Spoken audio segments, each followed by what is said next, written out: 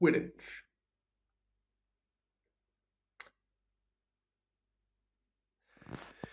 Interestingly enough, if we can break this down linguistically, because itch obviously say shares the suffix with which.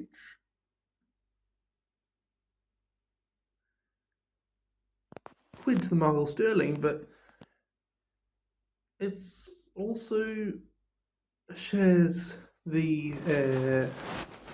prefix or the prefix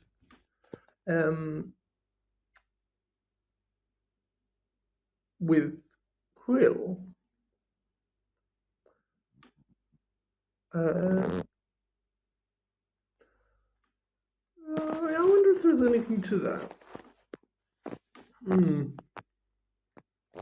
suspect not, but anyway, we'll see. Chapter 11, Quidditch. As they entered November, the weather turned very cold.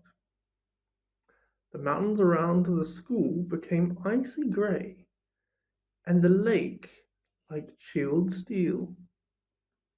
Every morning, the ground was covered in frost. Hagrid could be seen from the upstairs windows, defrosting the broomsticks on the Quidditch pitch, bundled in a long moleskin overcoat, rabbit fur gloves, and enormous beaver skin boots. The Quidditch season had begun. On Saturday, Harry would be playing in his first match after weeks of training. Gryffindor versus Slytherin. If Gryffindor won, they would move up to the second place in the house championship. Hardly anyone had seen Harry play because Wood had decided that, as their secret weapon, Harry would be kept, well, secret. But the news that he was playing Seeker had leaked out somehow, and Harry didn't know which was worse. People telling him he'd be brilliant, or people telling him they'd be running around underneath him holding a mattress. It was really lucky that Harry now had Hermione as a friend. He didn't know how he'd have got through all this homework without her. What with all the last-minute Quidditch practice Wood was making them do, she had also lent him Quidditch Through the Ages, which turned out to be a very interesting read. Harry learned that there were 700 ways of committing a Quidditch foul, and that all of them had happened during a World Cup match in 1473. The Seekers were usually the smallest and fastest players, and that most Quidditch accidents seemed to happen to them, although people rarely died playing Quidditch. Referees had been known to vanish and turn up months later in the Sahara Desert. Hermione had become a bit more relaxed about breaking rules since Harry and Ron had saved her from the mountain troll, and she was much nicer for it. The day before Harry's first Quidditch match, the three of them were out in the freezing courtyard during break, and she had conjured them up a bright blue fire which could be carried around in a jam jar. They were standing with their backs to it, getting warm, when Snape crossed the yard. Harry noticed at once that Snape was limping. Harry, Ron, and Hermione moved closer together to block the fire from view. They were sure it wouldn't be allowed. Unfortunately, something about their guilty faces caught Snape's eye. He limped over. He hadn't seen the fire, but he had seemed to be looking for a reason to tell them off anyway. What's that you've got there? Potter. It was Quidditch Through the Ages. Harry showed him. Library books are not to be taken outside the school, said Snape. Give it to me. 5 points from Gryffindor. He just made that rule up, Harry muttered angrily as Snape limped away. Wonder what's wrong with his leg. Dunno. But I hope it's really hurting him. said Ron bitterly. The Gryffindor common room was very noisy that evening. Harry, Ron and Hermione sat together next to a window. Hermione was checking Harry and Ron's charms homework for them. She would never let them copy. How will you learn? But by asking her to read it through, they got the right answers anyway. Harry felt restless. He wanted Quidditch through the ages back. He had his mind on his nerves about tomorrow. Why should he be afraid of Snape? Getting up, he told Ron and Hermione he was going to ask Snape if he could have it. I'd rather you than me, they said together. But Harry had an idea that Snape wouldn't refuse if there were other teachers listening. He made his way down to the staff room and knocked. There was no answer. He knocked again. Nothing. Perhaps Snape had left the book in there. It was worth a try. Pushed the door ajar and peered inside, and a horrible scene met his eyes. Snape and Filch were inside, alone. Snape was holding his robes above his knees. One of his legs was bloody and mangled. Filch was handing Snape bandages. Blasted thing, Snape was saying. How are you supposed to keep your eyes all three heads at once? Harry tried to shut the door quietly, but... Potter! Snape's face was twisted with fury as he dropped his robes quickly to hide his leg. Harry gulped. I just wondered if I could have my book back. Get out! Out! Harry left before Snape could take any more points from Gryffindor. He sprinted back upstairs. Did you get it? Ron asked as Harry joined them. What's the matter? In a low whisper, Harry told them what he'd seen. You know what this means? He finished breathlessly. He tried to get past that three-headed dog on Halloween. That's where he was going when we saw him. He's after whatever it's guarding. And I bet my broomstick he let the droll in to create a diversion. Hermione's eyes widened. No, he wouldn't, she said. I know he's not very nice, but he wouldn't try and steal something Dumbledore was keeping safe. Honestly, Hermione, you think all the teachers are saints or something? Snapped Ron. I'm with Harry. I wouldn't put anything past Snape. But what's he after? What's the dog guarding? Harry went to bed with his head buzzing with the same question. Neville was snoring loudly, but Harry couldn't sleep. He tried to empty his mind. He needed to sleep. He had to. He had his first Quidditch match in a few hours, but the expression on Snape's face when Harry had seen his leg wasn't easy to forget. The next morning dawned very bright and cold. The great hall was full of delicious smell of fried sausages and cheerful chatter for everyone looking forward to a good Quidditch match. You've got to eat some breakfast. I don't want anything. Just a bit of toast, wheedled Hermione. I'm not hungry. Harry felt terrible. In an hour's time, he'd be walking on the pitch. Hey, you need your strength, said Seamus Finnegan. Seeker is always the one to get nobbled by the other team. Thanks, Seamus, said Harry, watching Seamus pile ketchup on his sausages. By 11 o'clock, the whole school seemed to be out in the stands around the Quidditch pitch. Many students had binoculars. The seats might be raised high in the air, but it was still difficult to see what was going on sometimes. Ron and Hermione joined Neville, Seamus and Dean, the West Ham fan up in the top row. As a surprise for Harry, they had painted a large banner on one of the sheets Scabbers had ruined. It said Potter for President, and Dean was good at drawing, had done a large Gryffindor lion underneath. Then Hermione had performed a tricky little charm so that the paint flashed different colours. Meanwhile, in the changing rooms, Harry and the rest of the team were changing into their scarlet Quidditch robes. Slytherin would be playing in green. Wood cleared his throat for silence. Okay, men, he said. And women, said Chaser Angelina Johnson. And women, Wood agreed. This is it, the big one. The one we've all been waiting for, said Fred Weasley. We know Oliver's speech by heart, Fred told Harry. We were in the same team last year. Shut up, you two, said Wood. This is the best team Gryffindor's had in years. We're going to win, I know it. He glared at them all as if to say, or else. Right, it's time. Good luck, all of you. Harry followed Fred and George out of the changing room, and hoping his knees weren't going to give away, walked onto the pitch to loud cheers. Madame Hooch was refereeing. She stood in the middle of the pitch, waiting for the two teams, a broom in her hand. Now, I want a nice fair game, all of you, she said once they were all gathered around her.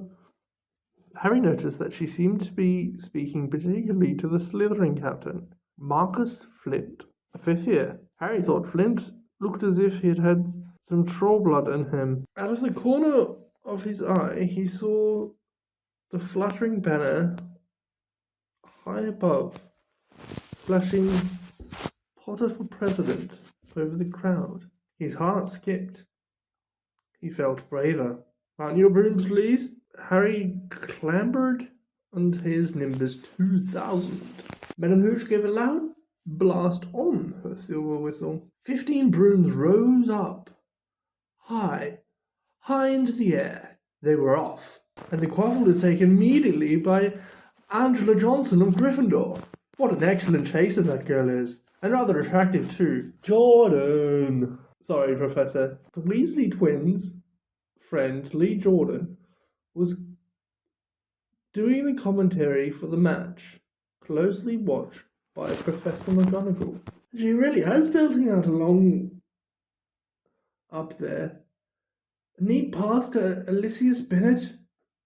A good find of Oliver Woods. Last year, only a reserve. But to Johnson, and no, Slytherin have the quaffle. Slytherin Captain Marcus Flinch gains the quaffle, and off he goes. Flint flying like an eagle up there. He's got to skip. No, stopped by an excellent move by Gryffindor keeper Wood. And Gryffindor take the quaffle. That's chasing Katie Bell of Gryffindor there. Nice drive around, Flint.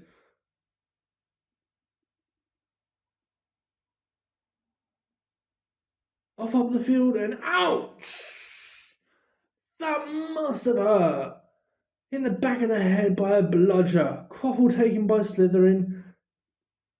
That's Adrian Pusey speeding off towards the goalpost. But he's blocked by a second bludger. Sent his way by Fred or George Weasley. Can't tell which. Nice play by the Gryffindor beater anyway. And Johnson back in possession of the quaffle. A clear field ahead, and off she goes. She's really flying, and dodges a speeding bludger. The goalposts are ahead. Come on now, Angela. Keep up the bletchy dives. Misses. Gryffindor score! Gryffindor cheers filled the cold air with howls and moans from the Slytherins. Watch out there, move along. Hagrid, Ron and Hermione squeezed together to give Hagrid enough room to join them. Been watching from up, said Hagrid, passing a large pair of binoculars round his neck. But it isn't the same as being in the crowd. No sign of the snitch yet, eh? Nope, said Ron. Harry hasn't had much to do yet. Get out of trouble, though. That's something, said Hagrid, raising his binoculars and peering skywards at the speck that was Harry. Way up above them, Harry was gliding over the game, squinting about for some sign of the snitch. This was part of his and Wood's plan. Keep out of the way until you can see sight of the snitch, Wood had said. We don't want you attacked before you have to be. When Angelina had scored, Harry had done a couple of loop-the-loops to let out his feelings. Now he was back to staring around for the snitch. Once he caught sight of a flash of gold, but it was just a reflection from one of the Weasleys' wristwatch. And once a bludger decided to come pelting his way, more like a cannonball than anything, but Harry dodged it, and Fred Weasley came chasing after it. All right there, Harry! He had time to yell as he beat the bludger furiously towards Marcus Flint. Slithering in possession, Lee Jordan was saying. Chase a bucket of ducks, 2 bludgers, 2 Weasleys, and chase a bell, and speed towards the... Wait a moment. Was that the snitch? A murmur ran through the crowd as Adrian Puckey dropped the quaffle, too busy looking over his shoulder at the flash of gold that had passed his left ear. Harry saw it. In a great rush of excitement, he dived downwards after the streak of gold. Slithering seeker Terence Higgs had seen it too. Neck and neck, they hurled towards the snitch, and the chasers seemed to have forgotten what they were supposed to be doing as they hung in midair to watch. Harry was faster than Higgs. He could see the little round ball, wings fluttering, darting up ahead. He put on an extra spurt of speed. Wham! A roar of rage echoed through the Gryffindors below. Marcus Flint had blocked Harry on purpose, and Harry's broom span, of course, Harry holding on for dear life. Madam Hooch spoke angrily to Flint, and then ordered a free shot at the goalpost for Gryffindor. But in all the confusion, of course, the golden snitch had disappeared from sight again. Down in the stands, Dean Thomas was yelling, "Send him off, ref! Red card!" "This isn't football, Dean," Ron reminded him. "You can't send people off in Quidditch. And what's a red card?" But Hagrid was on Dean's side. "They ought to change the rules. Flint could have knocked Harry out of the air." Lee Jordan was finding it difficult not to take sides. So, after that obvious and disgusting bit of cheating, Jordan grabbed Professor McGonagall. After open and revolting foul, Jordan, I'm warning you. All right. Flint nearly kills the Gryffindor Seeker, which could happen to anyone, I'm sure, so penalty to Gryffindor taken by Spinnet, who puts it away. No trouble, and we continue playing. Gryffindor still in possession. It was as Harry dodged another bludger, which went spinning dangerously past his head, that it happened. His broom gave a sudden, frightening lurch. For a split second, he thought he was going to fall. He gripped the broom tightly with both hands and knees. Never felt anything like that. It happened again. It was as though the broom was trying to buck him off. But Nimbus 2000s did not suddenly decide to buck their riders off. Harry tried to turn back towards the Gryffindor goalpost. He had half a mind to ask Wood to call time out, and then he realized his broom was completely out of his control. He couldn't turn it. He couldn't direct it at all. It was zigzagging through the air, and every now and then making violent swishing movements, which almost unseated him. Lee was still commentating. Slithering possession, Flint with a quaffle, passes Spinnet, passes Bell, hit hard in the face by a bludger. Herbert broke his nose. Only joking, Professor. Slithering score. Oh no!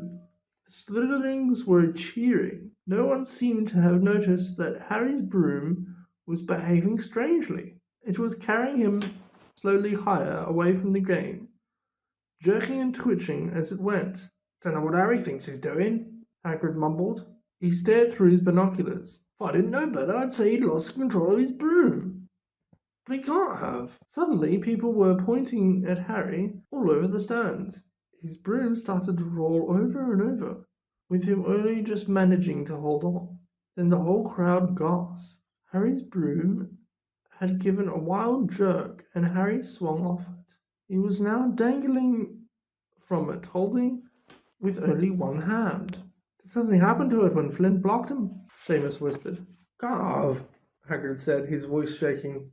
"Got nothing interference with a broomstick, except powerful dark magic.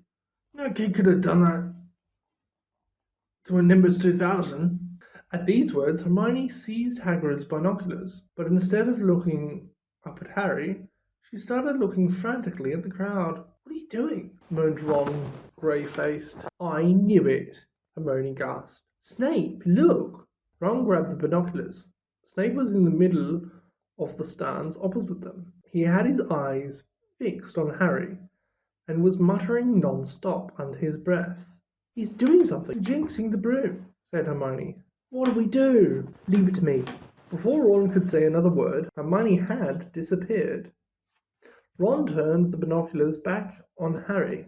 His broom was vibrating so hard it was almost impossible for him to hang on much longer. The whole crowd were on their feet, watching terrified, as the Weasleys flew up to try to pull Harry safely onto one of their brooms. But it was no good. Every time they got near him, the broom would jump higher still. They dropped lower and circled beneath him, obviously hoping to catch him if he fell. Marcus flinched, seized the quaffle, and scored 5 times without anyone noticing. Come on, Hermione, Ron muttered desperately. Hermione had fought her way across the stand where Snape stood, and was now racing along the road behind him. She didn't even stop to say sorry, as she knocked Professor Quirrell head first into the row in front. Reaching Snape, she crouched down, pulled out her wand, and whispered a few well-chosen words. Bright blue flames shot from her wand onto the hem of Snape's robes. It took perhaps 30 seconds for Snape to realize that he was on fire. A sudden yelp told her that she had done her job. Scooping the fire off him into a little jar in her pocket, she scrambled back along the road. Snape would never know what happened. It was enough. Up in the air, Harry was suddenly able to clamber back on his broom. Neville, you can look, said Ron. Neville had been sobbing into Hagrid's jacket for the last 5 minutes. Harry was speeding towards the ground when the crowd saw him clap his hand to his mouth as though he was going to be sick. He hit the pitch on all fours, coughed, and something gold fell into his hand. I've got the snitch, he shouted, waving it above his head, and the game ended in complete confusion. He didn't catch it. He nearly swallowed it. Flint was still howling 20 minutes later, but it made no difference. Harry hadn't broken any rules, and Lee Jordan was still happily shouting the result. Gryffindor had won by 170 points to 60.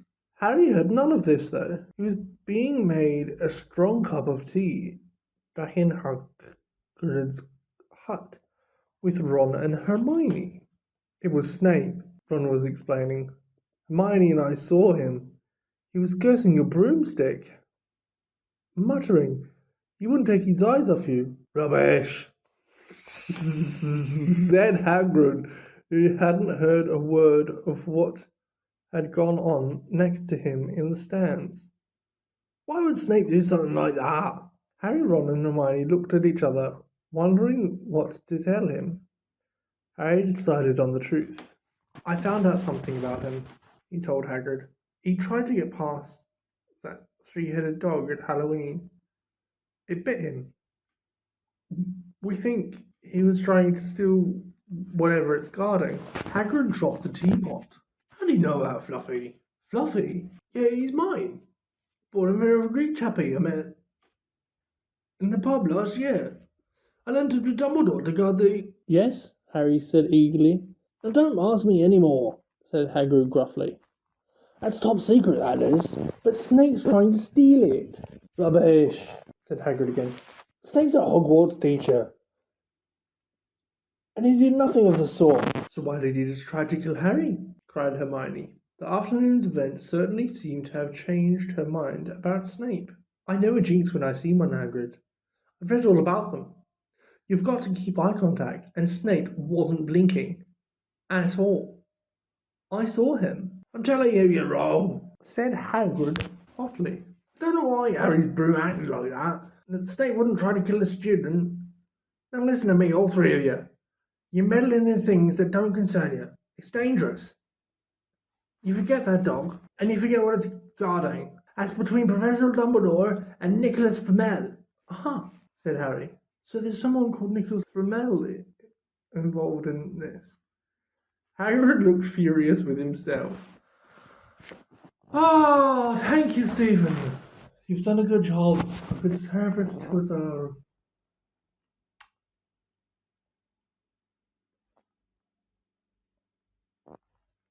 I was going to mention something about something that I read partway through. I'm trying to keep all the commentary to the start and the end, but I forgot what I read about. So never mind.